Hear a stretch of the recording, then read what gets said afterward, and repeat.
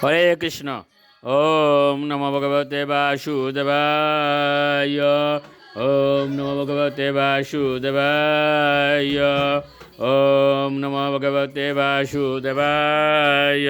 শ্রীমদ্ ভাগবত তৃতীয় স্কন্দ স্থানম সৃষ্টি স্থিতি বিংশতি অধ্যায় মৈত্রেয় বিদুর সংবাদ। শ্লোক 16। তৈশ্য নাবেরবুৎপদ্মম সহস্রার কুরু দিদিতি সর্বজীবনিকায়ুকৌ যত্র স্বয়ম্ভূৎসরাট। অনুবাদ: গর্ভোদকশায়ী বিষ্ণুর নাভির থেকে একটি সহস্র সূর্যের মতো উজ্জ্বল পদ্ম উদ্ভূত হয়েছিল।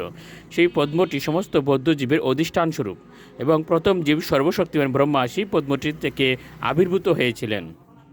শ্লোক 17। সুঅনুবিষ্টু ভগবতা শেতে সলিলাশয়ে লোক সংস্থাম যথা পূর্বম নির্মমে সংস্তয়াশয়া।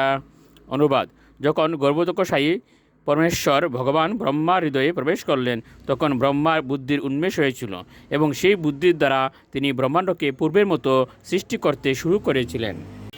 শ্লোক 18।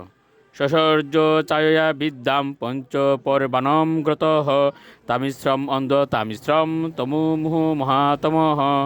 অনুবাদ: সর্বপ্রথমে ব্রহ্মা তার ছায়া থেকে বৌদ্ধ জীবেদের অবিদ্যার আবরণ সৃষ্টি করেছিলেন। তা 5 প্রকার এবং সেগুলোকে বলা হয় তামিশ্র, অন্ধতামিশ্র, তম, মুহ এবং মহাতম। শ্লোক 19।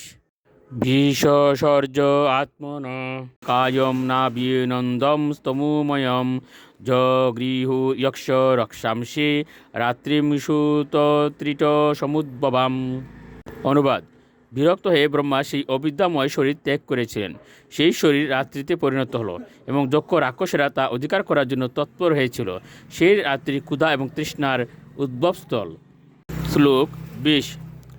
সূত্রিরবাম উপসৃষ্টাস্তে তম জগদুম অবিদুদ্রুব মা রক্ষত এনম যক্ষদম ইতি উচ্চশ্রুত ত্রিট অর্জিতাহ।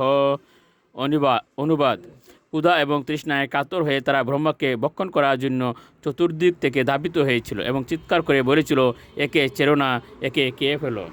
হরে কৃষ্ণ।